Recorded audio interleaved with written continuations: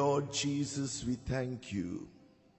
Lord, you are worthy of all glory, honor, and praise. We thank you, Jesus, for all that you have done in our lives until this very moment. We thank you, Lord Jesus, oh, truly, for magnifying, Lord, yourself in all areas of our lives, O God. Surely there's none like you. So you are greater than all things, stronger than all things. Lord, truly every mountain has fallen. Every, Lord, giant, oh God, has been made to bow down before you. Nothing can stand before you. With you all things are possible, oh God. Even now, we are bringing ourselves to you, Lord, that you may do greater things, oh God, and speak great things through your precious word. In Jesus' precious name we pray. Amen. You may be seated, please.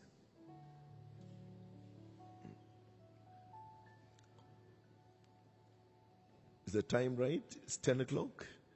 10 o'clock? Okay, fine. So we got enough time. So we will pray that prayer before we start this meeting. One reason, because there are certain things that will be happening in different parts of the world. So there's a time difference.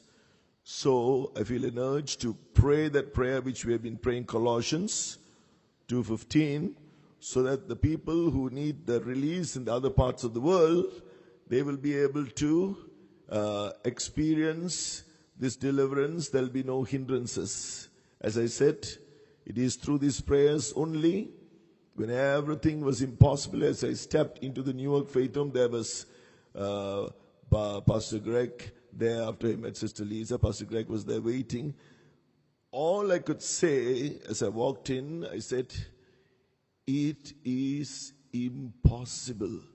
Because all that I went through is impossible for man. He immediately replied, with God all things are possible.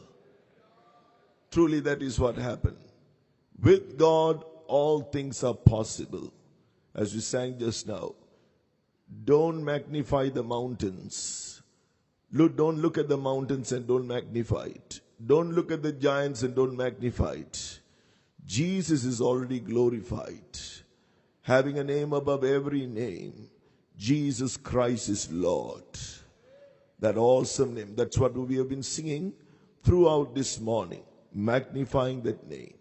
So since we have enough time, thank God, it is my intention to pray, and I'm so glad that there is enough, ample time now. So we are going to pray that prayer. And you may be seated as you are and pray that prayer. I'm going to repeat that prayer for the benefit of those who have not followed it. It's not easy. I have tried because we have interpreters wherever I travel over in India and other places, certain places. And so I found they may be servants of God, but they always make certain mistakes concerning this verse. The verse, as I said, is what was written in the doctrine that was taught by Pastor S.P.N. was an apostle. And so they all make mistakes. For one example, Jesus triumphed over the principalities and powers. He triumphed over Satan, the principalities and powers. One way he triumphed is through his death. He destroyed the devil who had the power of death. Very often in different languages, the interpreters, who are very good interpreters and servants of God, who know the scriptures very well, in spite of explaining that scripture many times, they will interpret it as Jesus, through his death, took victory over Satan. There is no effect as much as when you say Jesus, through his death, destroyed the devil. The Greek word, you must understand why. The Greek word for destroyed means reduced to zero or rendered powerless. So, what happens when you believe that. According to 1 Corinthians chapter 1 verse 18, it is not just a word. The gospel of Christ, or the preaching of the cross, it's the power of God unto us who are saved. So, unto us who are saved means unto us who believe. So when you believe it, it becomes the saved are those who believe. Because in the verse 21, it says that through the foolishness of preaching to save them that believe. So to save, if you call 1 Corinthians 1:18, therefore say, it is the power of God unto us who are saved, means unto us who believe it.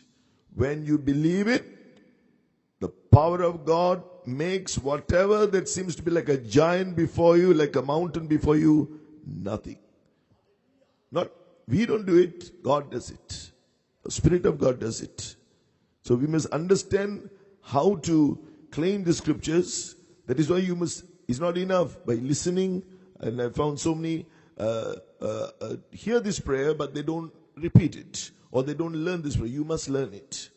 You must learn it. To say, in short, this prayer, all those who have been coming to see me these days with various problems, I use the same prayer for all their problems. Almost everyone. And I advise them how to claim this prayer. You can claim it for your healing, and then you add at the end the name of Jesus, who is the Lord, our healer. By Jesus' stripes you're healed, for example. You can claim it for the salvation of your unsaved husbands, wives, children. And you claim the name Jesus Christ as the Lord, our Savior, and you may claim another scripture with that.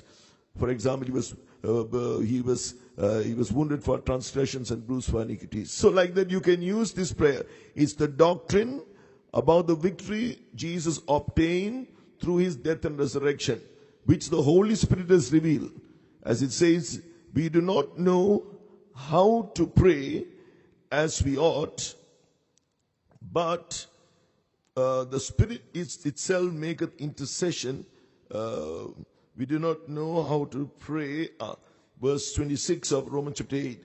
Likewise, the Spirit also helpeth our infirmities, for we know not what we should pray for as we ought. But the Spirit itself maketh intercession for us with groanings which cannot be uttered. So, the Spirit of God has revealed this through his saints. If you pray this prayer, it's very simple, but you see the effect of it. So therefore, we are going to claim it now. I cannot explain everything now, who are the ones who need these prayers. So therefore, we are going to claim it for some of you who have to return to Canada. And God willing, I'll be traveling with pastor and workers from here to El Salvador. And till now, the door is closed for others who want to come into this country. They are still required to produce the vaccination. I've not heard of any latest updates. So I am praying so that my return journey here should not be hindered as well. So do not stop this prayer like Pharaoh, like Moses and Aaron. They did not stop claiming the judgments of God upon Pharaoh and his kingdom. We are still in a kind of bondage. We may be having liberty within America now to come and worship. We are still in a bondage. Pharaoh has not let the world go. We are still in a bondage, the whole world. He's keeping it under bondage. Understand that. This power must be broken, utterly destroyed. It has been destroyed. So much has been destroyed. Don't be satisfied. Moses and Aaron was not satisfied. Till everything, the kingdom was totally destroyed. They came to the Red Sea. And then God said, the Egyptians, God gave that word. The Egyptians you see today, you will see them no more. That's what happened at the Red Sea. His right hand became glorious in power. Thy right hand, O Lord, is become glorious in power. Thy right hand, O Lord, has dashed the enemy thy right hand, O Lord, has dashed in pieces the enemy. Exodus chapter 15 verse 6. So therefore, now we are going to claim. And not enough just to claim the word. At the end of the prayer, I see some are not filling in the Spirit. You must fill in the Spirit. Without the anointing, their prayer will have no effect.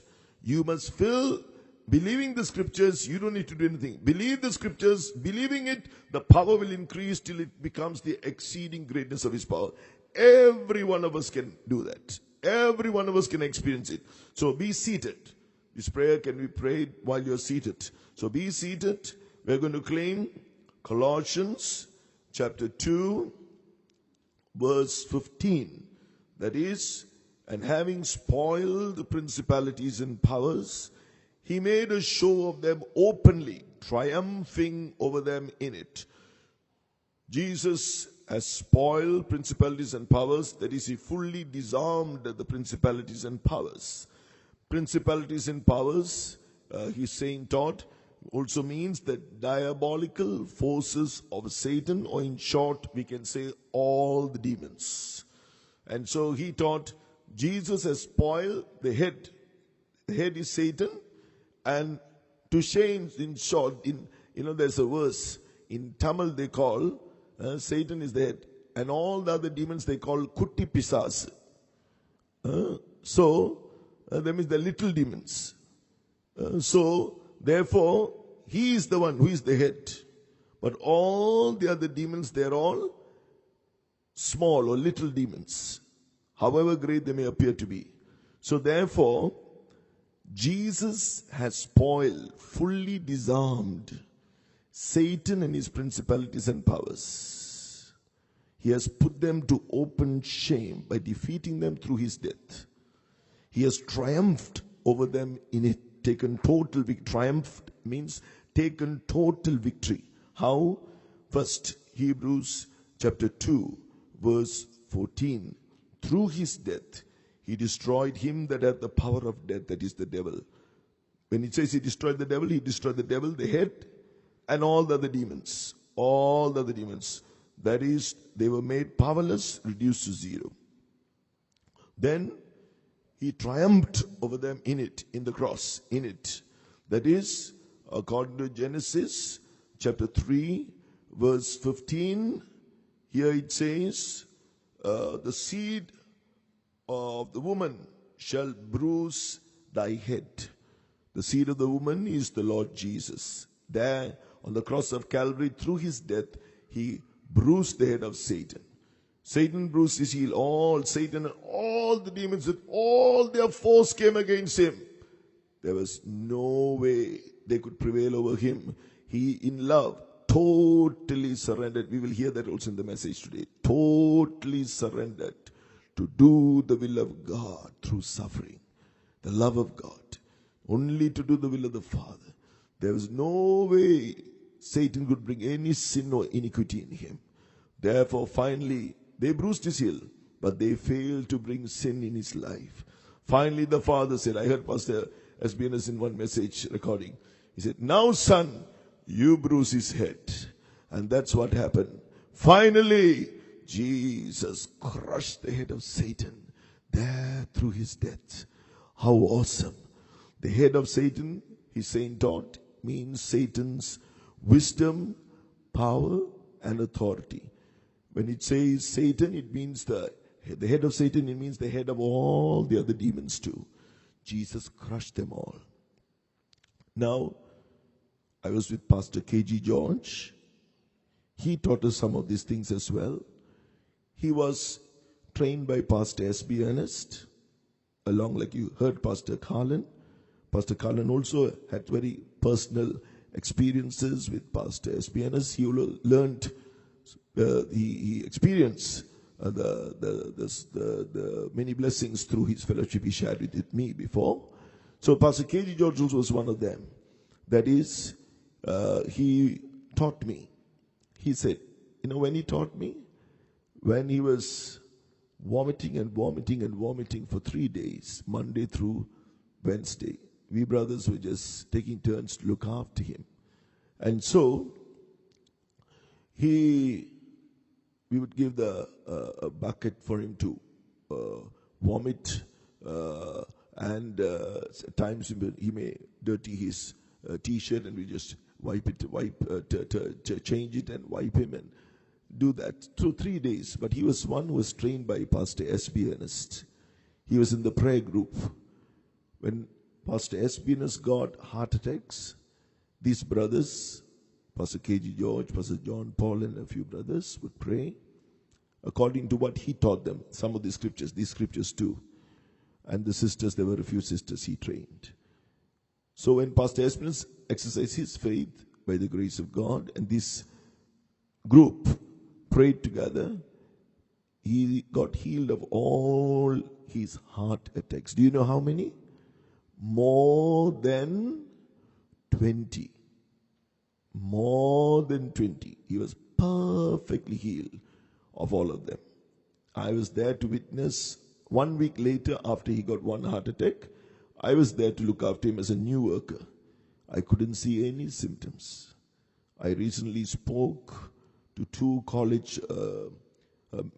government medical college professors in South India. Both of them came to meet me. Now, why I'm saying all these things? To show you the effect of the power of this prayer, which we are praying. So, these two professors, one is both are believers. One is a professor, one is an assistant professor. Government medical college in one of the colleges in South India. So I explained to them about this power in the Word of God and the preaching of the cross. I spoke about Pastor SBN's healing. I said he had a heart attack. He died in Singapore. And then God healed him completely through this group prayed together for him by God's grace. He arose from the dead, and then he had still symptoms of the heart attack. He still had a little effect of that. They prayed. He got perfect healing. So these were all related to me by Pastor John Paul recently. And then he came over to the next country where I was. I was assisting another senior brother to minister to him. In and out of his room, there was no symptom of any heart attack. So I asked these two medical professors, can you please tell me something? If a person has a heart attack, so you tell me, he has not done he has not underwent medical intervention to correct that. Tell me what the symptoms would be. So the professor spoke. He explained everything, all the symptoms that should still be there. So I told him, I did not notice any of this. I was with him even for a few hours one day in the room and in the hall meeting for the convention meeting and back in his room. I said there were none of these symptoms. He said it is a miracle. It is a miracle. So therefore I'm telling you, all these prayer points I'm telling you, it is not just a teaching. As we've been hearing, the kingdom of God is not in word, but it is in power. So I was sharing with Pastor Greg and Sister Lisa. I said, this lockdown has become a great blessing for everyone, especially for me. I had more time to read this doctrine book also and go through all these things. So much that it has become a blessing to everybody now. Sharing what I've read, I'm sharing with everyone. It has become a blessing to all. What God has revealed through the saints. So, therefore, what we are sharing to you is not just mere knowledge for you to take away with you. It is something you can practice. So, Pastor George taught me, and why I'm mentioning Pastor George here, he told me when he was vomiting, until that day, that Wednesday, 3 days, on Monday, Tuesday, Wednesday, that afternoon, I was with him. Why do I say you have to speak these words that Jesus, which speak of Jesus' victory over Satan through his death? Why do I say you have to speak it to Satan? Through experience. Pastor KG George, I was in the room with him. At that particular moment, when I was there in the room, he was just propped up on the bed with leaning on some pillows, but he was not vomiting. He was awake, but he just kept his eyes closed. And I was praying quietly in a corner. And then he saw me praying. He asked me to come closer to the bedside. And I was mentioning, my prayer was scriptures of healing. Then he he loved to pray because he knew how to overcome through prayer. This trial was nothing for him because he knew Jesus has already destroyed Satan. But nobody was there to pray. We all were just ministering to him physically, just doing other physical ministration. He was looking for 3 days for somebody who will pray with him, because in the weakness he couldn't pray by himself. Only that afternoon he asked me to come near to his bedside, and while I was confessing one scripture, through that through that he might destroy him that had the power of death, that is the devil. Immediately he said, whispered to me, whatever he drank, he vomited. He couldn't eat anything. He was so weak. He whispered to me weakly. He said, that is not the way to say that scripture. You have to speak that scripture directly to Satan. So, he taught me many things. I couldn't ask him at that time. He was too weak to teach me. I closed my eyes. I asked, Holy Spirit, teach me. Teach me how to speak this word. Suddenly, from the depths of my heart, I said, Satan, Jesus through his death has destroyed you who had the power of death. When I just joined the ministry, another praying saint, he showed me a Christian magazine he was reading in his room when I was sweeping his room. He said, look, destroyed. Hebrews 2:14, see what it means. Reduced to zero, made powerless. So while I said it, the Holy Spirit urged me to say this. Satan, Jesus through his death has destroyed you who had the power of death. Understanding it meant reduced to zero, made powerless. From inside me, I could feel Jesus so great, filling the whole heaven and earth, and Satan is just like a speck of dust. Just then, I opened my eyes. I could see the symptoms. He was going to vomit. We were used to these symptoms. I had 5 seconds now just to get up, reach to the bucket and bring it before him. Do you know what he told me? He said, don't stop confessing.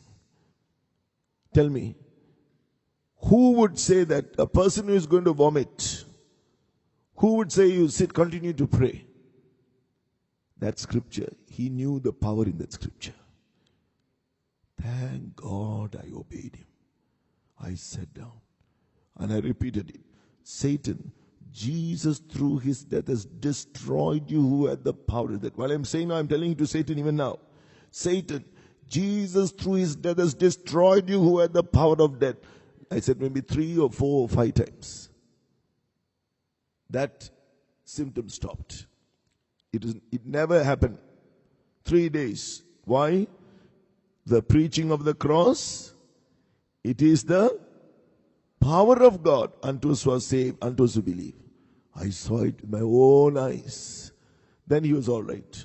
Then I repeated some more scriptures of healing. He repeated. He said, give me a chance. You say one, let me say one. So we took turns. So we kept on doing that. Again, the symptoms began. So what I learned earlier, I said the same thing to Satan. Finally, after saying it about 5, 6, 7 times, it stopped. Then we continued to confess other scriptures of healing.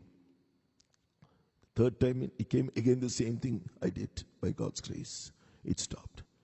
Then we confessed scriptures. The fourth time it came again, I did it. He got completely healed. Jesus healed him. All because he has already destroyed Satan through his death. Completely healed. Because Satan through the death of Jesus has been destroyed. When you say Satan, it means all the spirits of sickness and infirmities that were afflicting him. It means all of them too. So, from that moment he was completely healed. The first time the symptom began, it was so strong. And the next was weaker. The third time it was weaker. The fourth was very weak. With that, by God's grace. And so, that's why I say, you must confess the victory. Jesus has fully disarmed Satan and his principalities and powers. He triumphed over them by destroying Satan through his death. He triumphed over them by crushing the head of Satan. So you must say those scriptures directly to Satan in Jesus' name. Say those scriptures directly to Satan in Jesus' name. Now, in some of the prayers, I noticed, how I noticed by listening to the voice, I can hear. There are many not praying. Or I wouldn't say many, some not praying. So I gathered, I got an idea why. Because some say, they even tell when they have some affliction, I prayed and Satan is angry with me now. So that is why I'm going through this sickness. So Pastor George said one day he met a couple doing evangelical work. And both of them really loved the Lord. They were really mightily used of God. And so he said that when he visited them, they said, oh, because of all that we are doing, Satan is angry with us. And that is why we are going through all this. We used to claim the scripture, behold, Luke chapter 10 verse 19, behold, I give unto you power to tread on serpents and scorpions and all the power of the enemy. God is really blessing. But because of that, Satan is angry with us. That is why we are having to go through all these afflictions. He said, brother, sister, do you know what the end of the verse says? That's not all that verse. Behold, I give unto you power to tread on serpents and scorpions and over all the power of the enemy. That's not all. The end of the verse says, and nothing shall by any means hurt you. So Satan cannot hurt you. Then only the eyes opened. Then they started to claim it. And obviously, now all that disappeared. So as I said just now, according to your faith, if you believe that, that's what will happen to you. If you believe that nothing shall by any means hurt you, nothing shall by any means hurt you. But I will say, if a person who is a backslide, won't my word do good? Micah 2:7. Won't my word do good to him that is upright in heart? A backslider, he's not upright. Of course, if he tries to go against Satan, Satan will can do anything to him. But not a child of God. You and I are upright. The upright were living and loving, living according to God's word, loving God. So for you and I, he cannot hurt you. Don't fear. So when people did not pray this prayer, I told them, it is actually, the truth is, these spirits will affect you if you don't pray against them. About this lockdown I was saying. Because you didn't destroy it, it has power to come against you. So therefore, the truth is, if you don't tread upon it only, they will hurt you. Then everybody got bold and they began to really get filled in the spirit and pray. Their fear left them. So the truth is, if you don't pray, when God gives you a chance to destroy the enemy, that is when he can hurt you.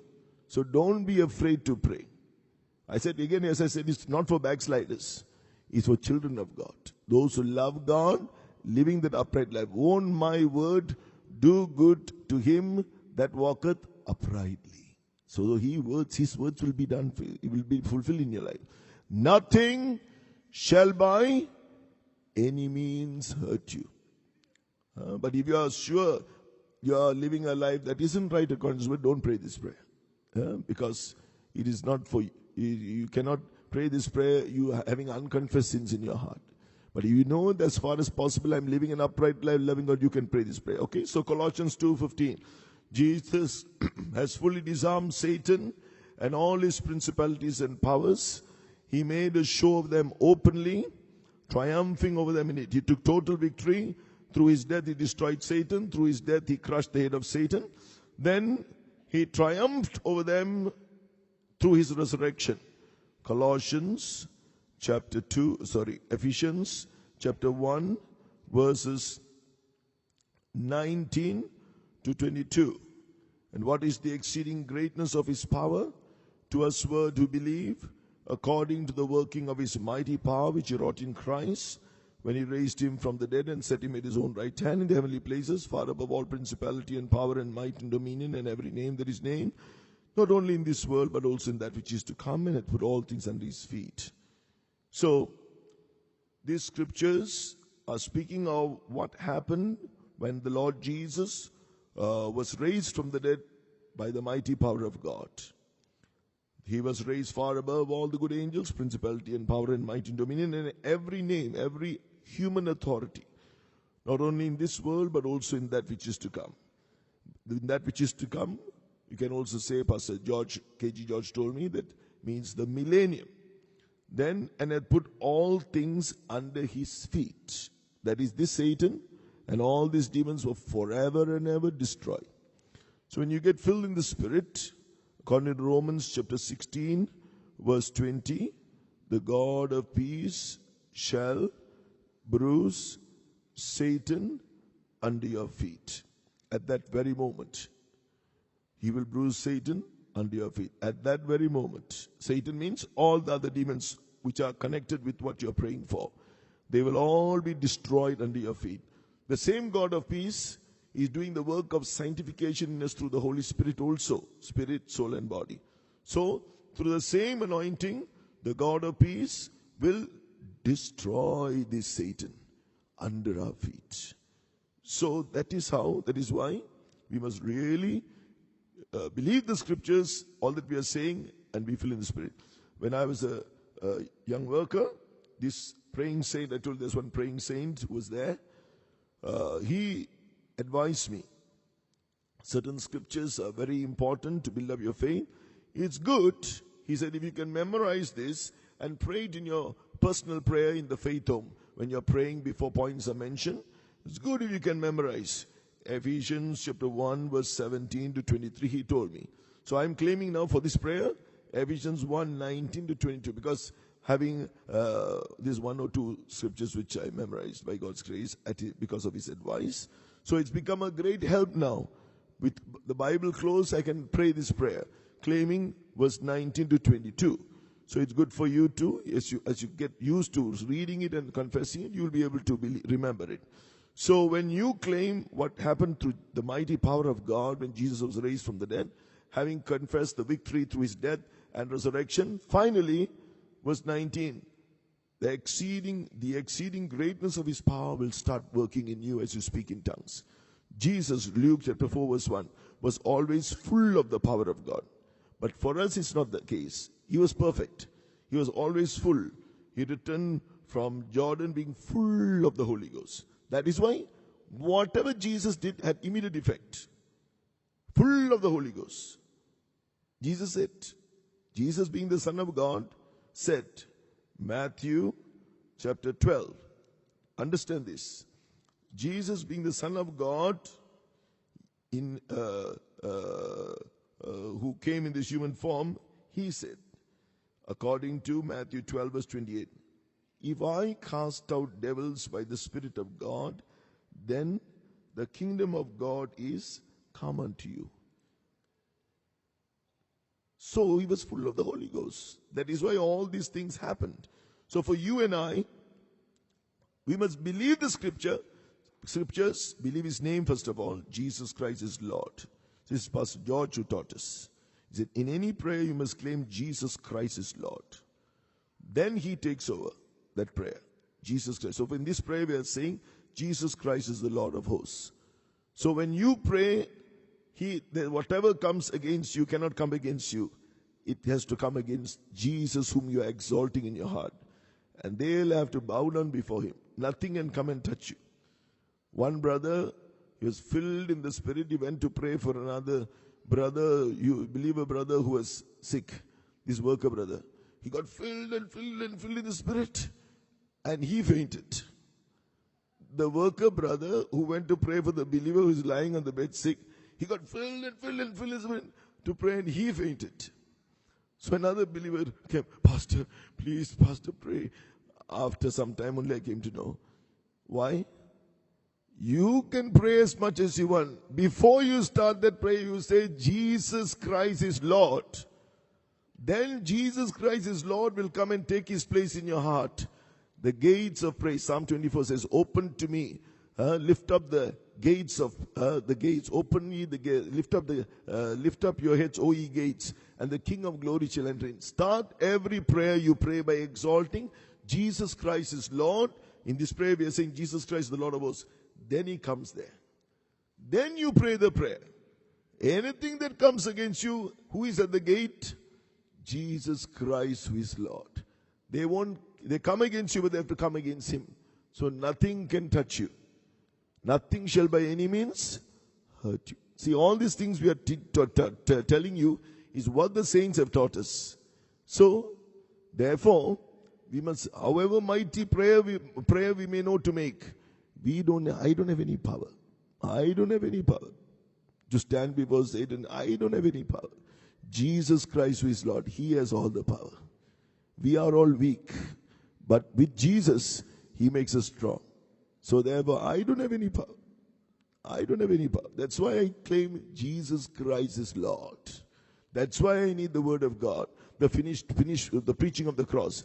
That is why I need the anointing. So you must realize, however great we are, I don't have any power. I cannot do anything for anybody, not neither for myself nor for anyone. So therefore, it is the finished work of Calvary. Jesus Christ is Lord, the Lord of hosts. Therefore, see, Jesus says, Son of God, I cast out devils by the Spirit of God. So therefore, you must understand the importance of the anointing the Holy Spirit has given you. I'm so glad to see in the times of worship again and again, and at the end of the altar call, at the end of the meeting, at the altar call, you all were made to get filled and filled and filled in the Spirit. This is the reason. The more you do it, the more sanctification will take place. The more you do it, the more victory you will receive. You can see God destroying these spirits before you. So, we are going to claim now, but at the end of the prayer, you must all speak in tongues. That's why we claim Zechariah chapter 4 verse 6 and 7. Not by might, nor by power, but by my spirit, said the Lord of hosts. Who art thou, a great mountain? Before Zerubbabel, thou shalt become a plain. Who is Zerubbabel? He's a type of the Lord Jesus. Zechariah chapter 4 verse 9. He laid the foundation of that house or the temple. Then his hands also shall finish it. Verse 9. Therefore he would bring the headstone. Verse 7. With shoutings, grace unto it. Foundation stone is the first stone. Headstone is the finishing stone. So he's a type of the Lord Jesus. Zerubbabel is a type of the Lord Jesus, the author and the finisher of our faith. Another name for the Lord Jesus, the Lord of hosts. So at the end of the prayer we can say, not by might, nor by power, but by my spirit, said the Lord of hosts. Who art thou, O great mountain? Who art thou, Satan, and all his principalities and powers? Because we are praying against the spirit of this lockdown. Who art thou? All these restrictions which is being brought by Satan and his principalities and powers. Who art thou, Satan and his principalities and powers? Before the Lord Jesus, the Lord of hosts, you shall become a plain.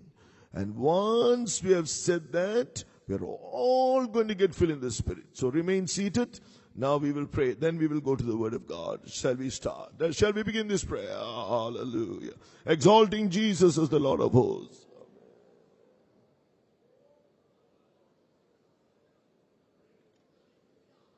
Hallelujah. Jesus is the Lord of hosts. Jesus, everybody confess as much as you can. You may not know the word scriptures perfectly, but whatever you can confess, confess it. Confess it and hear the word of God. And let faith be created in your heart. Oh, Jesus Christ, the Lord of hosts. We pray against all the spirits of this lockdown, whatever restrictions are God. Oh, in any country, in this country, in any country, anywhere, everywhere we pray. Oh, Lord Jesus, you are the Lord of hosts. Jesus Christ, the Lord of hosts.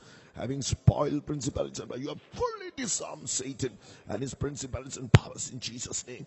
Oh, yes, through your death, Lord. We claim in Jesus' name. Yes, through your death, Jesus, you triumphed over Satan and all his principalities and powers by destroying Satan. Satan, in the name of Jesus. Jesus triumphed over you by fully disarmed you through his death. And in the name of Jesus, Jesus through his death has destroyed you, Satan, you and your principalities and powers. You are reduced to zero, made powerless in Jesus' name. Yes, Jesus triumphed over you through his death, because through his death, the seed of the woman shall bruise thy heel. Yes, Jesus crushed it. You don't have any more wisdom, power, and authority, that deceitful wisdom to cast these hindrances anymore. In the name of Jesus, you and your principalities and powers, your heads have been crushed in Jesus' name. We claim, Lord, we claim before you, Jesus, the victory through your resurrection. When you rose by the mighty power of God, far you were made to sit at the right hand of the Father, far above all principality and power and might and dominion, and every name, every human authority, not only in this world, but also in that which is to come. And all things have been put under your feet forever and ever, Lord Jesus. You crush Satan and all the demons. We claim, not by might, nor by power, but by my spirit, said the Lord of hosts. Who art thou, O great man, Satan? Who art thou, Satan, and all your principalities and powers? Oh, in Jesus' name, yes. Oh, before the Zerubbabel, before the Lord Jesus, who is the Lord of hosts, you shall become a plain in Jesus' name. Oh, what is the exceeding greatness of his power? To us who to believe all these things, Lord. What is the exceeding greatness of your power? Hallelujah. Hallelujah. Now, O God of peace, you are going to bruise this Satan and all these demons that are causing these hindrances right now. In addition to that, we bind the spirits and we cast them into the bottomless pit in Jesus' name.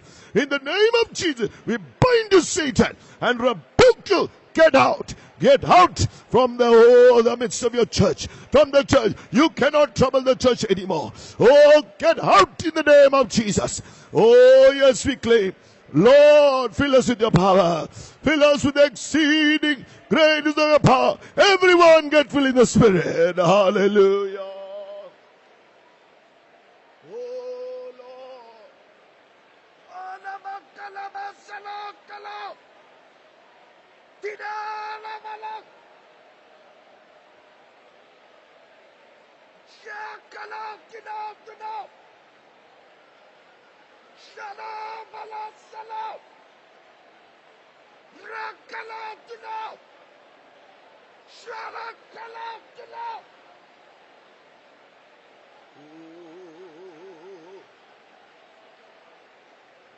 A little more. Get filled a little more.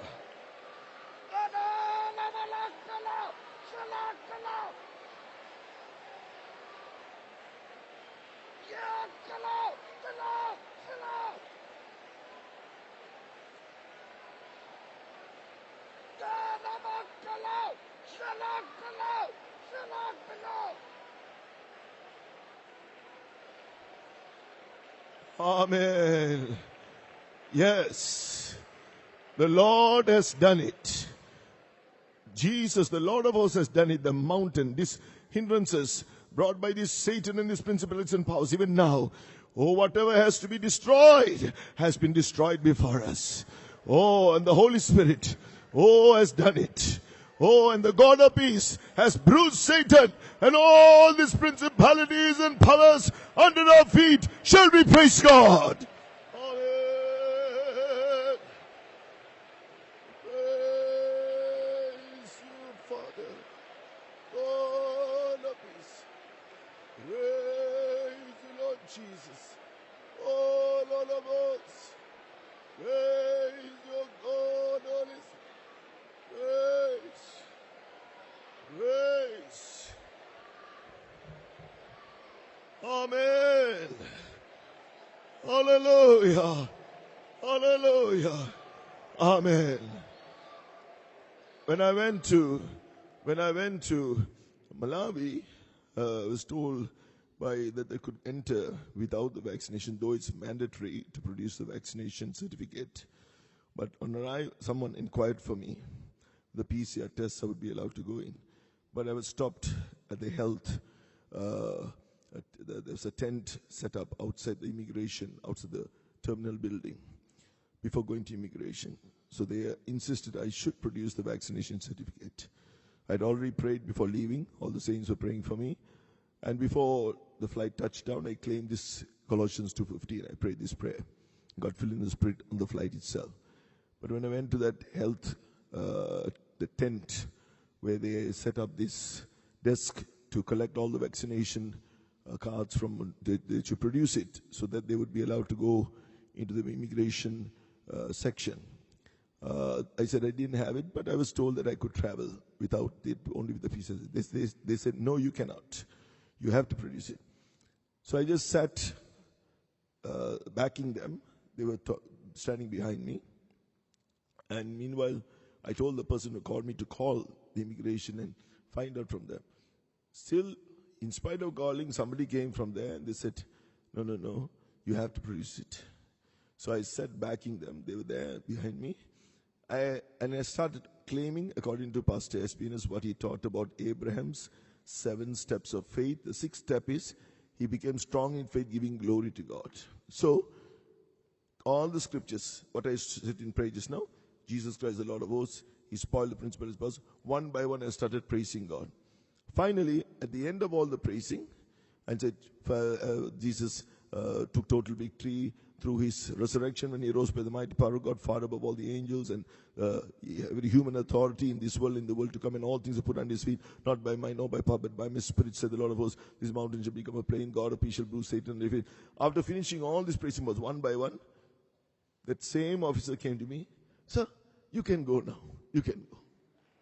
So, therefore, this is, you see, this is the effect of when you finish your prayer, very often, let's praise God for answering. I used to praise God. Praise the Lord, praise the Lord, praise the Lord, praise the Lord. But thanking God, but the real effect of praising God after the prayer, if as much as you can claim each one that you things that you prayed for and praise God, that further you read the book Divine Healing Messages, chapter 16, about Abraham's 7 steps of faith. And you can learn what it says. That was the effect. So I did what it said there, and this is the effect. Once then Malawi, again the next 2 days later in Tanzania, the same thing. So therefore, praising God, we have no time now. Praising God after a prayer, claiming the same things makes it even more powerful. One part, the glory of God comes down. The other part, the power of God comes down. Shall we praise God? Hallelujah. Lord. Amen. Hallelujah.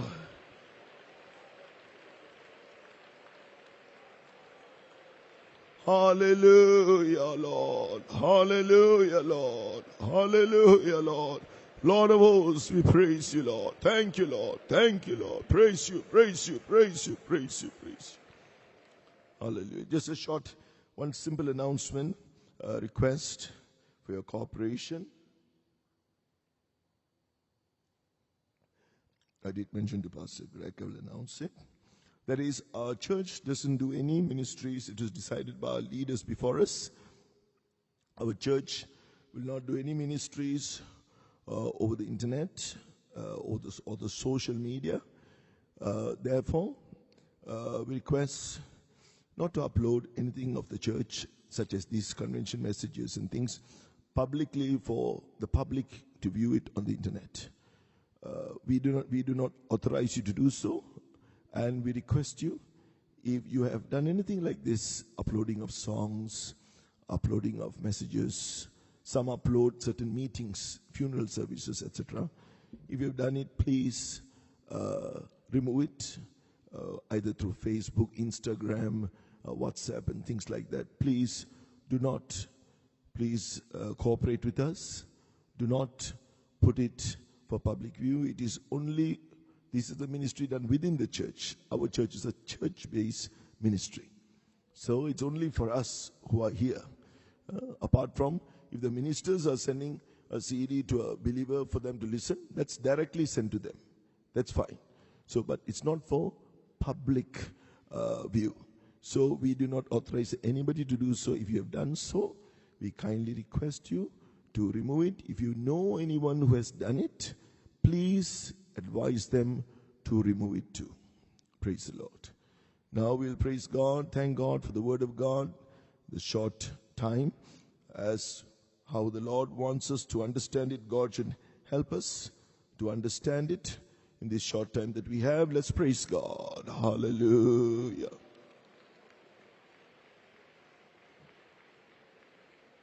Hallelujah, Lord. Thank you, Lord. Thank you, Lord. Thank you, Lord. Thank you, Lord. Thank you, Lord. Thank you, Lord. Thank you, Lord.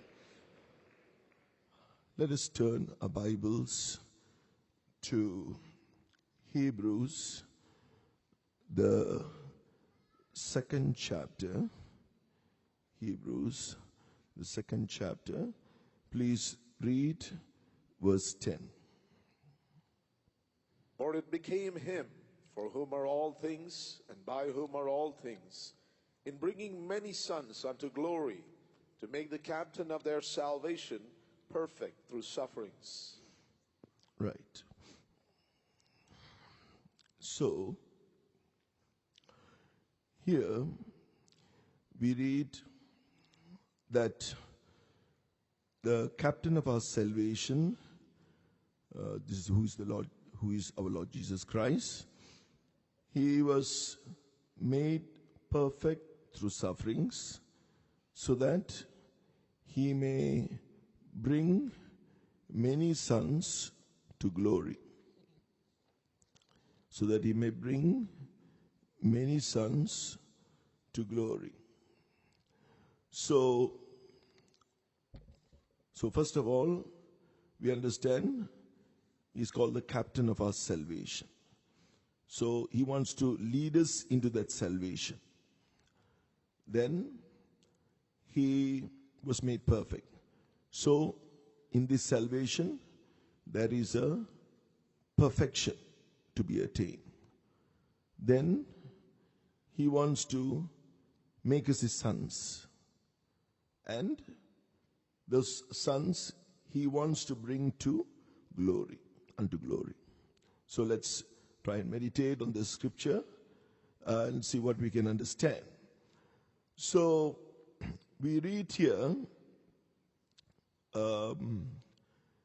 in Hebrews chapter 1 and verse 4, it says here, by inheritance he obtained a more excellent name than they. They means the angels. So, the Lord Jesus, he has obtained a more excellent name than the angels. When he was created, he came in the human form, so he was made a little lower than the angels when he was created. Why? Hebrews chapter 2 verse 9 says, so that he came in the human form, so that he may taste death by the grace of God for every man. So Jesus, he through his death, he has tasted death by the grace of God for every man. So, to become sons of God, first of all, we have to be born again. We have to repent of our sins and accept Jesus, repent of our sins, believing that is what Jesus died for, and confess them. Confess and forsake them. Confess them one by one. Then we'll be born again. So repentance brings salvation. So it is, though we give our hearts to the Lord, there is a experience of repentance in that. If we just give our heart to the Lord, Jesus, I'm giving my heart to you. If without repentance, there is no salvation. There's no change. The heart will be the same heart. So, for the heart to be changed, there must be a real something that really works within us. The stony heart has to become a heart of flesh. It's not an ordinary process. A real breaking within us, a sorrow, a suffering, a pain. Sorrow means pain. A pain, terrible pain. You must feel it. What pain you gave Jesus. He went through that pain in his soul. My soul is exceeding sorrowful, exceeding painful unto death.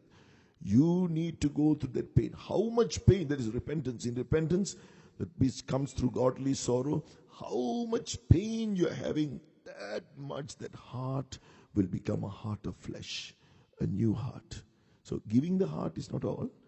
Giving the heart means with true repentance. Then you will become a son of God. First of all, you need to become a son of God. You need to be born again. That's what we read in John's Gospel, chapter 1, verse 12. As many as received him, I will most of the scriptures, the Bible reader, please be ready. At times I may need a little break to drink a little water. At that time you can read it. But most of the scriptures I'll read it to save time. So here, John chapter 1, verse 12. As many as received him, gave he power to become the sons of God, even to them that believe on his name. Verse 13, which were born not of blood, nor of the will of the flesh, nor of the will of man, but of God. So, though it says here sons of God, initially, when we are born again, the word here sons means children of God. So, repentance brings that experience. Then, secondly, we need to be baptized in water. Be born again and be baptized in water. These are the processes towards becoming truly those who are called sons of God. That is in Galatians chapter 3, verse 26 and 27. For ye are all, Galatians 3, verse 26 and 27. For ye are all the children of God by faith in Christ Jesus. For as many of you as have been baptized into Christ have put on Christ. So ye are all the sons of God by faith. Sons of God. So, because we believe when we baptize in water, God will also baptize us with the Holy Spirit. So by faith, that is why we are called sons of God by faith. For as many of you as have been baptized into Christ have put on Christ. So we have put on Christ, or put on his obedience. So to become sons of God, we must be born again. We must be born of water, baptized in water, put on his obedience. Every day we have to do his will through that obedience of Christ. Then we are made sons of God when we live, when we are baptized in the Holy Spirit and led by the Spirit. When we are baptized in the Holy Spirit and led by the Spirit. That's why it says in Romans chapter 8, and verse 14, as many as are led by the Spirit, they are the sons of God. Romans chapter 8 and verse 14. So we have to be anointed by the Holy Spirit. Verse 15, we have received the spirit of adoption, sonship, spirit of adoption or sonship, whereby we cry, Abba, Father. So a close, intimate. I heard somebody saying, Abba, Father means Daddy, Father. Daddy, Father. So such an intimate relationship. So, poured our hearts experience the baptism of the Holy Spirit. We receive that spirit of adoption. We are called sons of God there, but we must be led by the Spirit every day. Led by the Spirit. Learn to be led by the Spirit. Every time when you get a new anointing and the Spirit of God will lead you, submit to that leading, then you will be more accustomed to the leading of the Spirit. Then you will be called sons of God. Then when we live a separated life, next point, when we live a separated life, 2 Corinthians chapter 6, verses 16 to 18, and God says, you are the temple of the living God. I will dwell in them and walk in them, and I will be their God, and they shall be my people. Wherefore, come out from among them and be separate, said the Lord, and touch not the unclean thing, and I will receive you. Verse 18, and will be a father unto you, and ye shall be my sons and daughters, said the Lord Almighty. So, to be sons of God, we have to be living a separated life. So, there is a separation from sinners in this world. Like it says in Psalm 1 verse 1, blessed is the man that walketh not in the counsel of the ungodly, nor standeth in the way of sinners, nor sitteth in the seat of the scornful. So ungodly, separation from the ungodly, separation from sinners, separation from the scornful. Then in the church, we must be separate from backsliders and separate from those who are teaching erroneous doctrines, etc. So we must keep our separation. Life of separation is important. So we may say love, love, love, but the Bible says we must love everyone in the truth. The truth says you have to separate. Then only God says, I will receive you. You will be my temple. You will be undefiled. So we must love in the truth. The truth says you have to live a separate life. You can love them by interceding for them. Pray for them. God will deliver them. So then we must become sons of God by yielding to discipline, correction. That's the real nature, very important, good nature, very important nature of one who is called to be a son of God. I must still be open to corrections. That is, it can come through anybody. It can be, even a believer will come and tell certain things and say certain things they may. So I must be open to correction. So therefore, Pastor Jacob Ratnasingham, once he said, obviously he must have gone through it. He said, you must be willing, he's speaking to the workers in the study, you must be willing to accept even for a child to come and tell you something. It means to point out something about you. You must be willing for even a child. This is Pastor Jacob Ratnasingham, who was the leading pastor at the time, the most senior pastor. You must be willing even for a child to come and tell you what is wrong with you. What great saints. These are the characteristics of Christ. So correction, being willing to be corrected. Hebrews 12, verse 7 and 8. If he endure chastening, Hebrews 12, verse 7 and 8. If he endure chastening, God dealeth with you as with sons. For what son is he whom the Father chasteneth not? But, listen carefully, but if he be without chastisement, whereof all are partakers, then are ye bastards and not sons. You are an illegitimate son. You are an illegitimate son. You are not a son anymore. So therefore, let us be subject to correction. It's only going to bring you the end. End is sons of God brought to glory. Don't forget that. Last night we heard. The end is we want to win Christ. So then, next point, to become sons of God, we have to be daily we need to be living a sanctified life, which means sanctified and an exemplary life, which means we shouldn't be murmuring, grumbling, complaining, murmuring, grumbling, complaining, and disputing, questioning. Usually when we question in others, we are questioning God indirectly. So murmuring, grumbling, complaining, questioning, doubting about the things that the way God is leading us. Obviously, God doesn't directly lead us. He uses someone above us to lead us. Or in different circumstances, we are made to go through certain paths beyond our control. God is the one behind it, controlling our lives. So don't murmur. Live a sanctified and exemplary life without murmuring, grumbling, complaining, questioning. Philippians chapter 2, verses 14 and 15. Do all things without murmurings and disputings, that ye may be blameless and harmless, the sons of God, without rebuke, in the midst of a crooked and perverse nation, among whom ye shine as lights in the world. This is how we will shine. Not by my preaching I'm going to shine.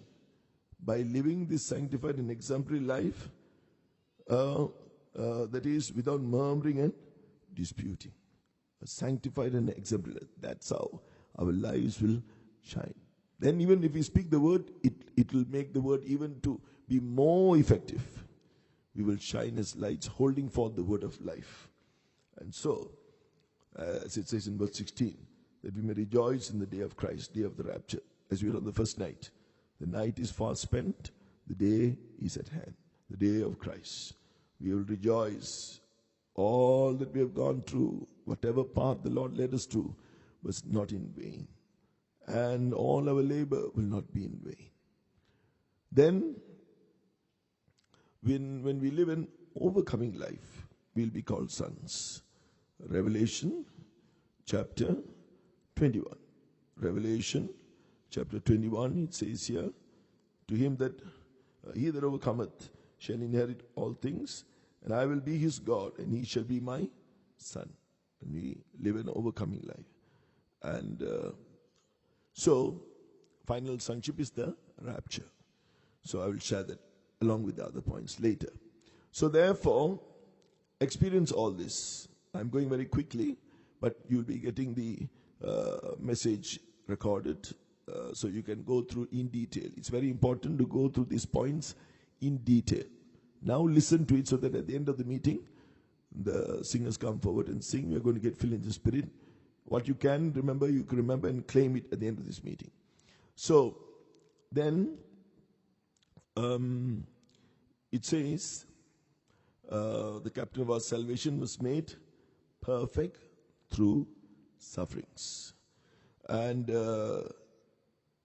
so, there is a salvation. The initial experience of salvation is a gift. A gift. That's what it says.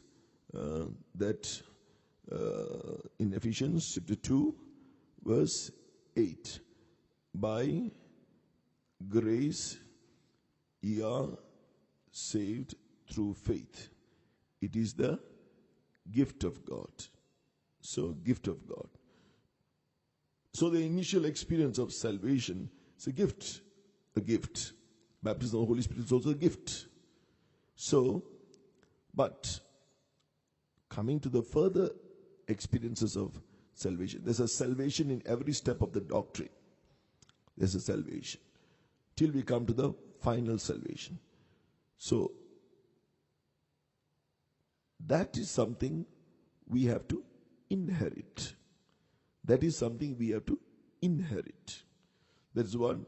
This salvation is by grace through faith, and then we come to the experience of water baptism. Again, we are able to put on Christ, put on his obedience, and then baptism of the Holy Spirit.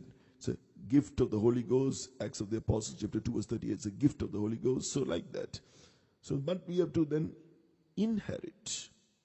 Continue to grow in every step of salvation by the grace of God. We have to inherit it. So that's why it says here,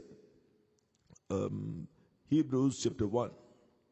Hebrews chapter 1 verse 4, being made so much better than the angels, as he hath by inheritance obtained a more excellent name. He had to inherit it.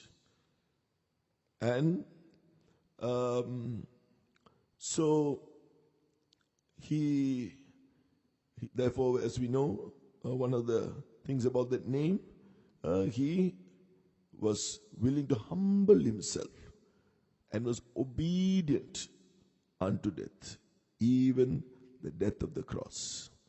That's what we read in Philippians chapter 2 from verse 6 to 8. In verse 8, he humbled himself and became obedient unto death, even the death of the cross. Therefore, what did God do?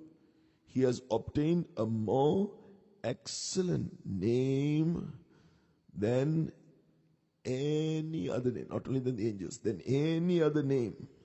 He has inherited a more excellent name than any other name, not only on this earth, not only above this earth that is in heaven, not only under this earth, below this earth, a name which is above every name. Philippians chapter 2 verse 9, wherefore God also hath highly exalted him and given him a name above every other name. So, It's also because in all that he did, he overcame all things. Jesus said, in this world you will have tribulation, be of good cheer. I have overcome the world. Jesus said, which of you can convince me of sin? He overcame sin. The prince of this world cometh, and had no part in me. He overcame Satan and all the demons. So like that, one by one, he overcame all things. So therefore, he overcame. That is how he got such a name. So for us also it's promised. Revelation chapter 3. Revelation chapter 3. In verse 12 it says here, he that overcometh, chapter 3 verse 12. Him that overcometh will I make a pillar in the temple of my God, and he shall go no more out. And I will write upon him the name of my God, and the name of the city of my God, which is New Jerusalem, which cometh down out of heaven from my God. And I will write upon him my new name. So therefore, it is not known to anybody else. So therefore, Jesus wants us also to have such an experience in our lives. He wants us to overcome. He wants us to overcome as he overcame. Chapter 2 verse 17, Revelation 2 verse 17, he desires this for us too. And it says, he that hath an ear, Revelation 2:17, he that hath an ear, let him hear what the Spirit saith unto the churches. To him that overcometh will I give to eat of the hidden manna, and will give him a white stone, and in the stone a new name written, which no man knoweth, saving he that receiveth it. So therefore, we see, it's even about the Lord Jesus it is so. He was given a name, a more excellent name. So therefore the same he wants to give us. So if it is not known to anybody else, it's only known to the giver and the receiver. So it shows what an intimate experience he had with the Father. So God wants to do the same for us. He wants us also to receive that new name, the name which no other man knows, saving God and the one, us, we who receive it. Then, so he was given such a name, a more excellent name, and that's why the Father, he was the heir of the Father. Only the Son can inherit what belongs to the Father. He was the heir of the Father by inheritance. He was the heir of the Father, and it pleased the Father to give him this name, for he says, my beloved Son, in whom I am well pleased. My beloved Son. So, even before his birth, the angel of God spoke to Mary and said, that holy thing which shall be born of thee shall be called the Son of God. So, the holy thing. When Jesus was baptized, the Father gave a testimony.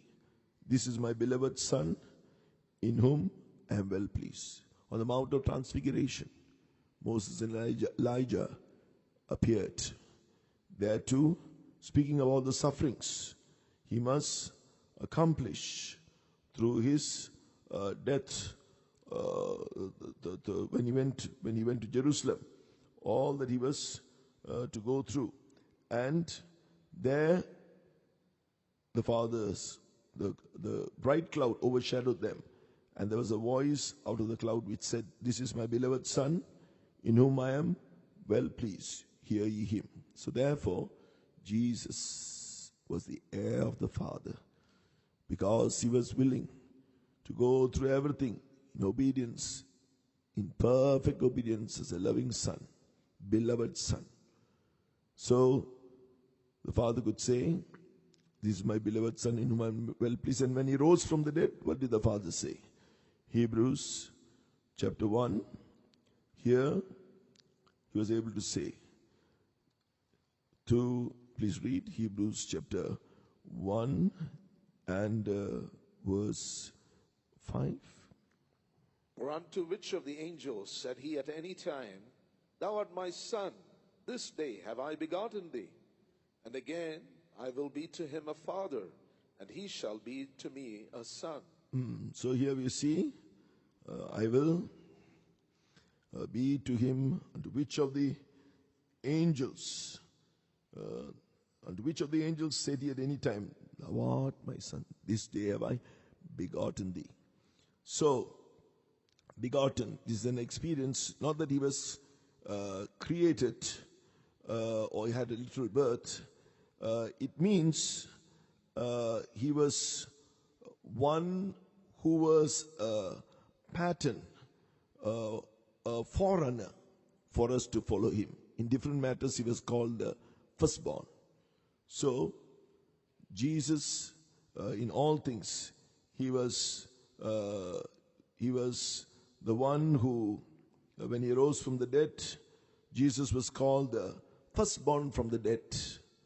This is my begotten son in whom I am.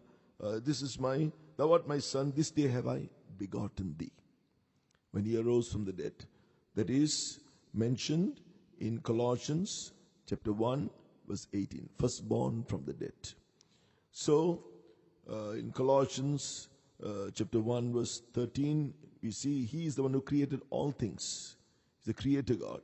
So therefore, according to the plan of God the Father, he is the one, the Word was involved in all creation. He's the Word of God. So that's why he is called the firstborn of all creation, because he created all things through that word. Colossians chapter 1 verse 15. Now here, when he arose from the dead, he was, God the Father said, Thou art my begotten son, this day have I begotten thee. Why did he say that? We see in Hebrews chapter 5 verse 8. Though he were a son, yet learned the obedience by the things which he suffered. And being made perfect, he became the author of eternal salvation unto all them that obey him, called of God and high priest after the order of Melchizedek. When as a man he perfected the will of God the Father, he was called a high priest after the order of Melchizedek by God, who said unto him, Thou art my begotten son. Thou art my begotten son today, thou art my son today have I begotten thee. So therefore, because he obeyed and perfected the will of the Father, therefore God the Father could say, Thou art my son, today I have begotten thee. And he was then made a high priest forever after the order of Melchizedek. Notice one thing in this Hebrews chapter 5 verse 9, it is written, And being made perfect, he became the author of eternal salvation unto all them that obey him. So now, the salvation, another term is used here. Eternal salvation.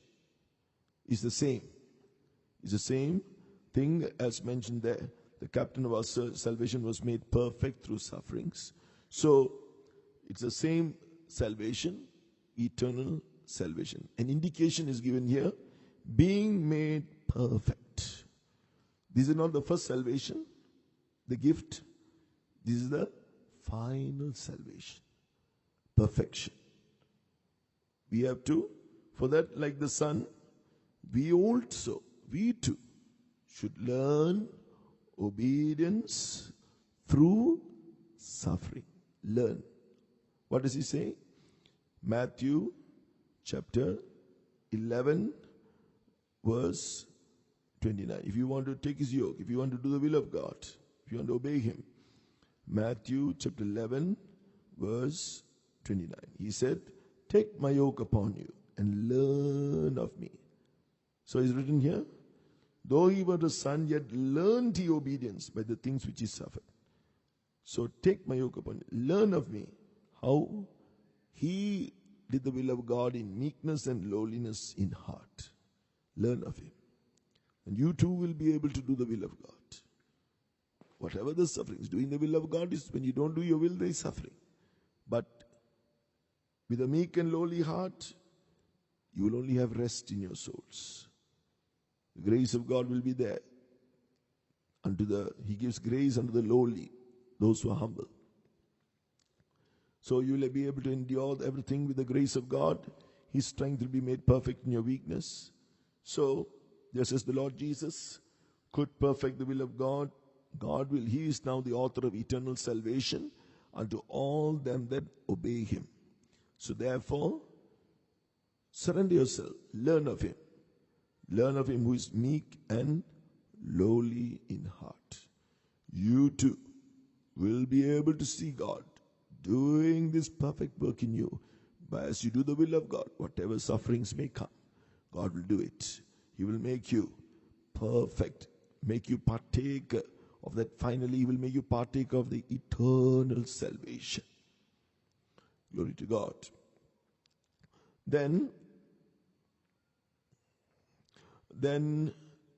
So we need to understand. For us to be saved to the uttermost, yes, the Father said, "This day have I begotten thee, thou art my son." But now he has received an eternal priesthood. So that's how we know there is a possibility for us also to come to that salvation, to obtain it, for us to come to it, that standard. Because now he has made a high priest after the order of Melchizedek. He has received an eternal priesthood from the Father, from the one who said, "Thou art my son, today have I begotten thee." That's what you write here, Hebrews chapter 5, verse 9.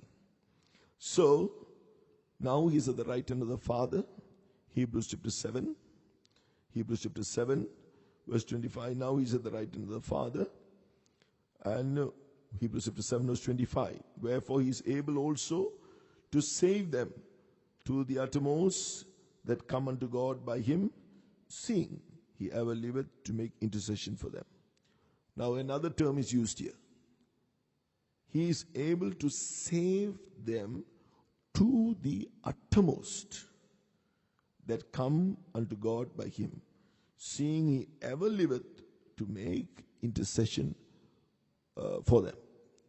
So now, the one whom God said, "Today have I begotten, thou art my son, today have I begotten thee." Now he has received an eternal priesthood. He is our high priest after the order of Melchizedek, the right hand of the Father. He is interceding for each and every one of us, to them that come unto God through him, by him. Why? Whatever failures we may have, as we seek the Lord to be sanctified and overcome, through his intercession, we are sure, verse 25, he is sure to bring us to that salvation to the uttermost. He has no doubt about it. He will save you and me to the uttermost, to them that come unto God by him. That is the power of the intercession of the Lord Jesus. Believe it. So that's how I am confident, you can be confident, that one day you will also obtain this salvation. He will bring you to that place to be saved to the uttermost. So he will enable you to experience uttermost salvation. Or he will perfect you. So, therefore, that's why this priesthood is a priesthood after the order of Melchizedek. Melchizedek, from Hebrews chapter 7, verse 1 to 3. He is the third person of the Trinity, called God the Holy Spirit. So his servants also are there. The duty of every servant of God is to our main ministry, main part of our ministry. The most important part of this New Testament ministry is not evangelizing, not singing, not anything else, but prayer. That is the most important ministry Jesus is doing now at the right hand of the Father. The most important ministry for this New Testament church, those who are getting ready for the rapture, for that final salvation, is the ministry of prayer. Interceding together with the Lord Jesus. I thank God. God only has allowed all this period, this 2-year period, for us all to grow in this prayer life. So much, everyone has grown so much in their intimacy with the Lord. Mainly, this life, there was a prophecy, if you remember. It's good if you can give a microphone for prophecies. For the singers, there's a loud, nice and clear volume, which is good because word of God is sung in song. But the poor prophecy, only there's without any mic. But it was loud enough. The Holy Spirit magnified that volume. I could hear it from this end.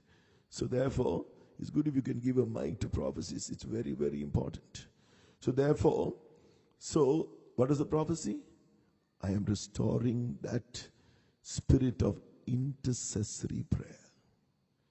So that is the most important ministry now Jesus is doing at the right hand of the Father.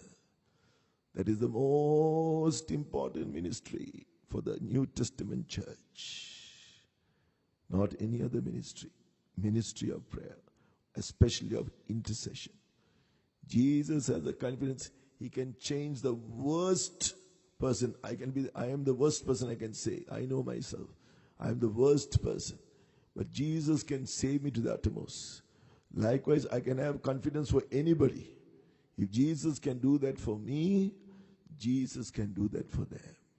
All because he is interceding at the right hand of the Father. So if you also understand it, when you intercede, what you're doing, your intercession will be powerful, not because you are a prayer warrior.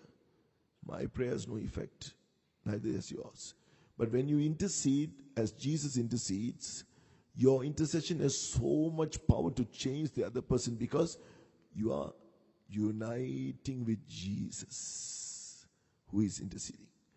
Whomsoever you are interceding for, the Lord will change them. Just to add one more point, Pastor K.G. George is a real praying saint, a man of God. He quoted this scripture. Jesus, how is he interceding? Learn that. Hebrews chapter 12, verse 24.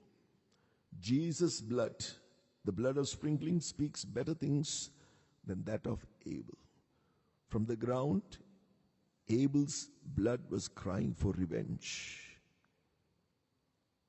When blood was being poured out, shed there on the cross of Calvary, poured out his soul unto death. He is numbered with the transgressors, it says. And then the word of God says, Isaiah chapter 53 verse 12. He was numbered he poured out his soul unto death. He was numbered with the transgressors. And he bare the sin of many and made intercession for the transgressors. So therefore, we must intercede with the blood of Jesus. He's speaking, claiming before the Father, my Father, this is what my blood has done. So it has power to do this work in this person. However great their failure is. Satan, accuser of the brethren, is standing there. The law says the wages of sin is death. Punish him to death. Cast him in the lake of fire. So Jesus is there. Punish him. Cast him in the place. Wages of sin is Jesus, Father. He is an advocate. 1 John chapter 2. It also means advocate. He is there interceding for us. Chapter 2 verse 1. If any man sin, we have an advocate with the Father, Jesus the righteous. He is an advocate who always wins all his cases. Every time a man sins, Satan will come. Now, wages of sin is death. Punish him. Sometimes, don't we also sometimes ask, see, that person has done, punish him. No. Don't take the part of the accuser of the brethren. You take the part of the Lord Jesus. Now, learn, intercede for them. How? His blood is speaking. So, with the blood, this is what Pastor George taught us. Blood of Jesus is interceding. 1, Ephesians chapter 1 verse 7. There is forgiveness of sins, redemption through his blood. Redemption can also mean he sets us free. Next, the blood of Jesus is a blood that justifies us. He makes us righteous. Romans chapter 5 verse 9. So Romans chapter 5 verse 1 2. So therefore, believe, claim it in your prayer. Whomsoever you're claiming for. The effect of it first is when you get up from the prayer, you will see them as righteous after that. You don't see them the way you saw them earlier. Then, the blood of Jesus is able to remit our sins. Hebrews chapter 10 verse 15 to 18. This is how the blood of Jesus is speaking for us before the Father. Hebrews chapter 10, here there's remission, which makes God to forget our sins. So when we claim that we too can claim God, forgive and forget this, and we too can forget all their sins. Then finally, Hebrews chapter 13 and verse 20, the blood of Jesus, through the blood of the everlasting covenant, he will make us perfect in every good work to do his will. So therefore, the blood of Jesus, claim what the blood of Jesus can do. Every prayer you make will be so powerful, because this is how Jesus is interceding for each one of us to be saved to the uttermost. We can claim for anyone and everyone.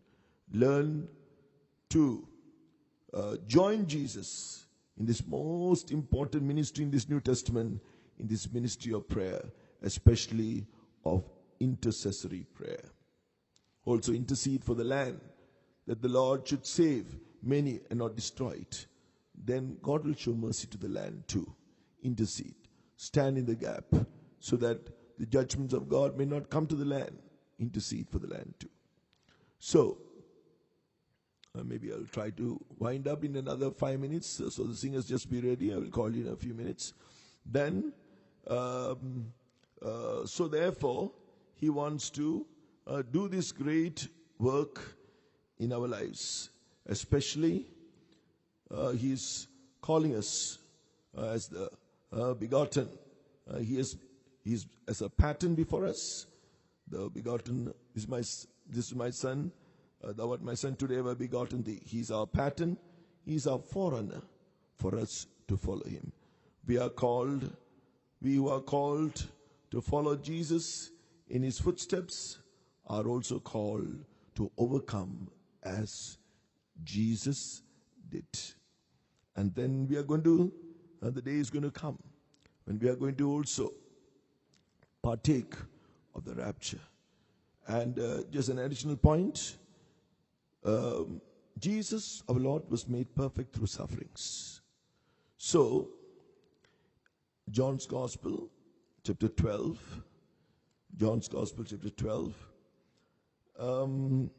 here he spoke about his sufferings. In chapter 12, verse 24, he was speaking about his physical sufferings. Verily, verily, I say unto you, John 12:24. Verily, verily, I say unto you, except a corn of wheat fall into the ground and die, it abideth alone. But if it die, it bringeth forth much fruit. There are different things we have to die to name, reputation, all these things. Before we can come to the final death, this is the death. So you sang a song that day. Who will now follow to serve me today? Send me now, Lord, to serve thee and to die. So first, we must learn to die to so many things else, so many other things. Die to name and reputation, comfort, and such things like that. Here we see about his physical death. We see here he speaks about his physical death. If a corn of wheat falls into the ground and dies, it will bring forth much fruit. So, we must also be willing to follow Jesus all the way to the end. So, when he understood that he was going to go through all this, what did he do? He submitted. Verse 27 and 28. He submitted, Father, save me from this hour. But for this cause came I unto this hour. Father, glorify the name. When he submitted, that was where he got the victory.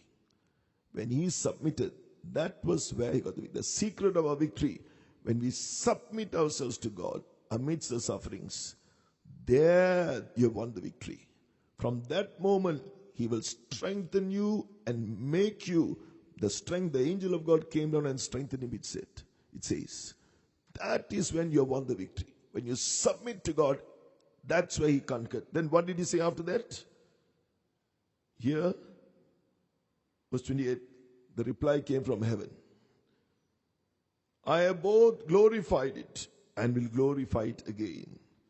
Verse 29, the people therefore that stood by and heard it said, it thundered. Verse 30, Jesus answered and said, this voice came not because of me, but for your sakes. Now he claims the victory. Verse 31, now is the judgment of this world. Now shall the prince of this world be cast out. That is where you win the victory. Surrender yourself. Unless you are keeping a sanctified life, all these points we claim now, every day, sanctifying yourself, you won't have the boldness to surrender when the time comes for you to suffer. God may show you the path He's going to lead you through. To surrender, you must keep a sanctified heart. It is not at that moment you sanctify yourself. It is a daily process. Then with boldness, the righteous are bold as a lion. You can just surrender yourself. You will have the boldness. Then you will receive the victory there itself. And the prince, you will get the victory over Satan. God will give you there the victory. There and then you will begin to see the victory. Now to sum up everything. So, we have to be made perfect in different aspects. Perfect in love. 1 John chapter 4 verse 18. We have to be made perfect in love. Then in James chapter 2 and verse 22. Here it says, by works faith was made perfect. Perfect in faith. Then 2 Corinthians chapter 7 verse 1. Perfect in holiness in the fear of God, through the fear of God. Then Colossians chapter 4 and verse 12. Perfect and complete in all the will of God. But all these aspects of perfection are through suffering. Without suffering, there is no perfection. Finally, then we see we are going to come to that final salvation. It's also called final salvation. In Hebrews chapter 2, verse 3. I heard this in Pastor A.C. Thomas's preaching. He said, this salvation, which is the final salvation, being saved to the uttermost, which is called the eternal salvation, in other words, is also called, Hebrews chapter 2 verse 3, so great salvation. That is why it says, it was first spoken by the Lord and was confirmed unto us by them that heard him. Verse 4, God also bearing them with signs and wonders and diverse miracles and gifts of the Holy Ghost according to his will. So all the steps of salvation, there are different steps. God will confirm it with so great salvation. God will confirm it. When you submit to that word, submitting yourself like Jesus the Son of God did, it will be confirmed. God will bear witness with signs, wonders, diverse miracles and gifts of the Holy Ghost. You don't have to do anything. God will do it. He's the God of our salvation. Jesus the Lord our Savior. He will do it. So, but you surrender yourself. So you have to go through sufferings. Then finally, I said I'll tell you the last point about sons of God. Finally, you will come to that place to be perfect in all, perfect in All love, faith, holiness, will of God. That is when you will experience the redemption of your body. Redemption of your body also is part of that final salvation. Your body, vile body, will be transformed like unto his glorious body. That is when you will experience that adoption. You will be adopted. That will be experience the fullness of the experience of the adoption called as sons. Romans chapter 8 verse 19. For the earnest expectation of the creature waited for the manifestation of the sons of God. Here we are going to be brought as sons unto glory. Verse 23, at the rapture, the day of the Christ. Verse 23. Singers, you can get ready. After I say this verse, you come forward. Listen. Verse 23. And not only they, but ourselves also, which are the first fruits of the Spirit, even we ourselves groan within ourselves. What is groaning? Praying. That is why you are made to fill in the Spirit again and again. Not just speak a few tongues. That is why you are made to fill in the Spirit. Groan. Pray. That's called that groaning. Pray. Waiting for the adoption. It is transforming your character as well as transforming your body. That is when, at the rapture, in a moment, in a wink, we are going to be transformed.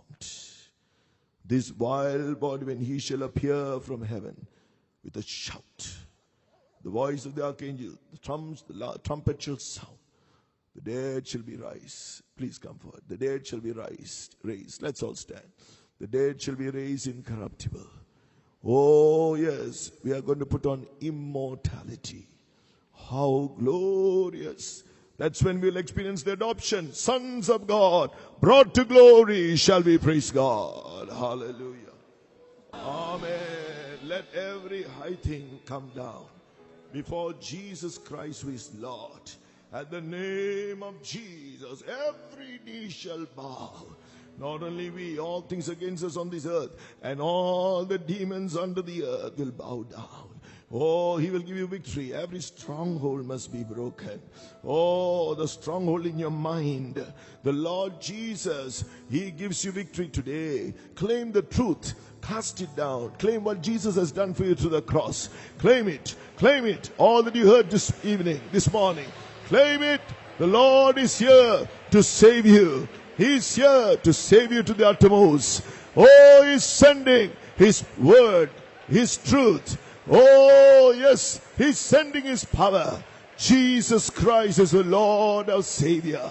Jesus Christ is the Lord. He is the Son of God. Jesus Christ is Lord. He is our high priest, interceding to save us to the uttermost. Give room to the Spirit of God right now. Hallelujah.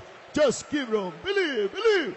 Oh, every high thing is coming down before Jesus Christ, who is the Lord of hosts. Jesus Christ, who is the Lord of Savior. Oh, every stronghold, oh, is now being pulled down. Oh, it's being broken. Oh, yield yourself. He will save you to the uttermost. He will save you to the uttermost. Don't give up. Don't give up. Oh, Satan has been destroyed. He has got a name above every name. Oh, you claim it. Claim it. Claim your victory today. Hallelujah.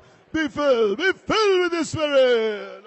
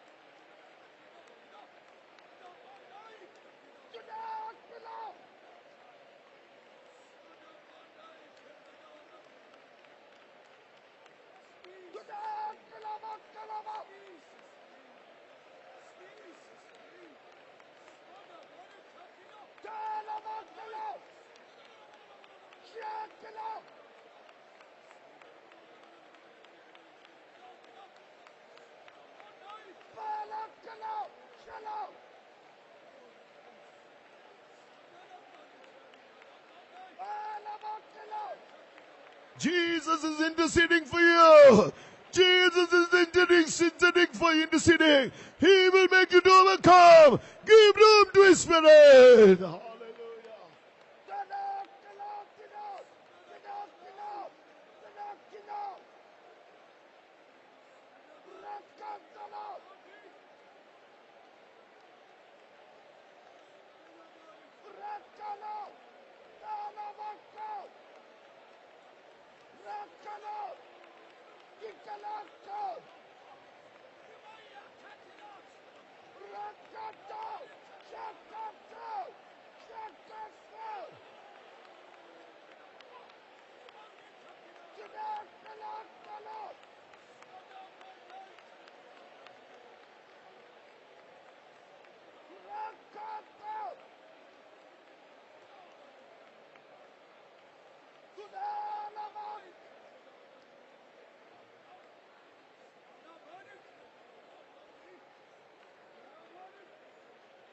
Hallelujah. Hallelujah. Hallelujah. Hallelujah. Hallelujah. Hallelujah. Hallelujah.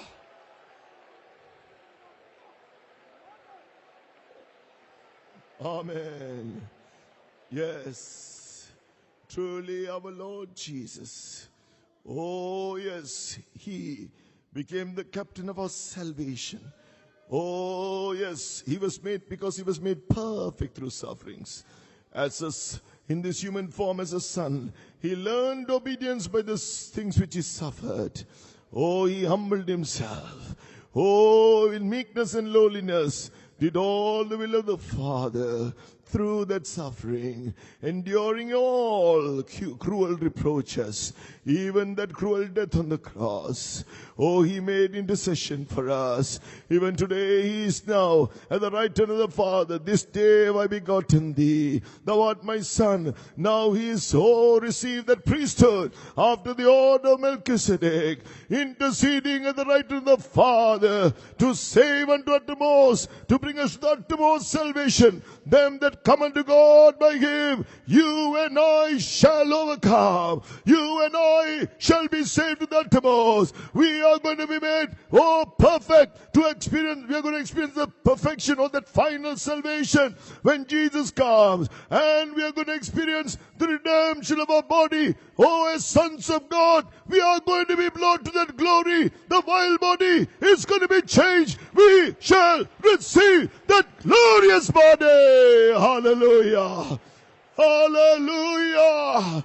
Hallelujah. Hallelujah. Hallelujah. Hallelujah.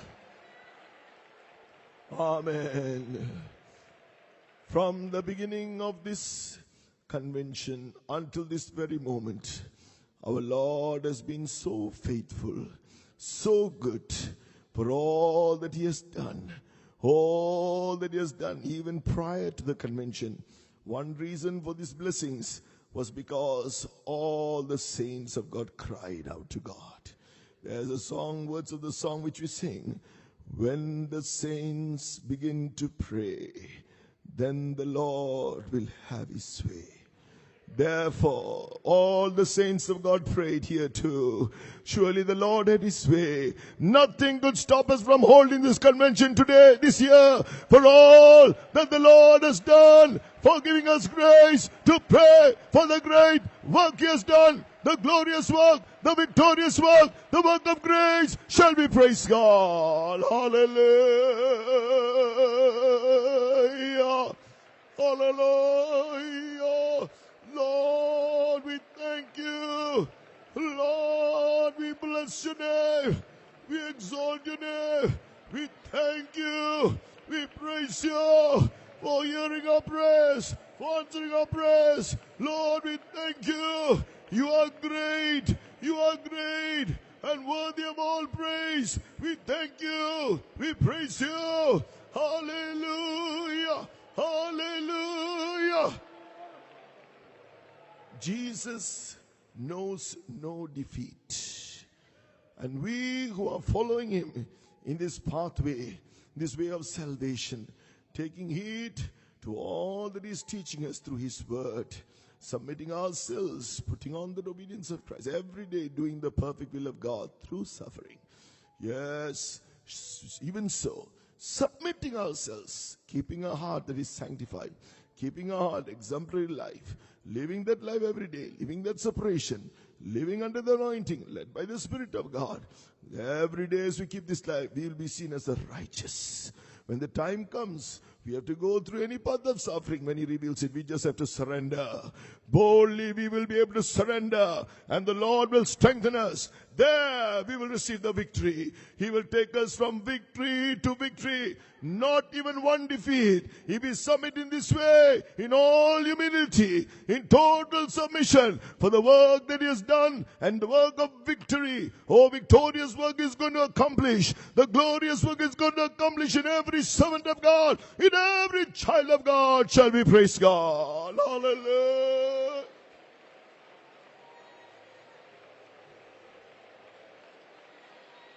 Hallelujah.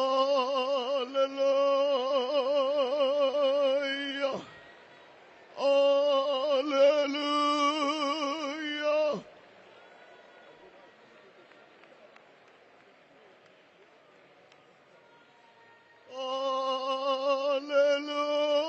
Hallelujah. Hallelujah. We thank you. We thank you. We thank you for the great victories. All that is in store for us, for the glorious work you have done and you are going to do even more. We praise you. Praise you. Praise you. If we have to praise God, hours and hours will go by. But we can take time after these meetings. Now that everyone has to travel far and wide, the Lord may be with each one in their return journeys, granting everyone a safe journey. Take the word of God with you. Speak the word of God. Speak of this salvation. Oh, and let the Lord do the glorious work for taking everyone safely to their destination. The Lord is thy keeper. Oh, he will preserve thy going out and thy coming in. He will never suffer thy foot to be moved. Shall we praise God? Hallelujah. Hallelujah. Hallelujah. Amen. Okay. Now to close in prayer, I ask Pastor Greg to kindly pray and close.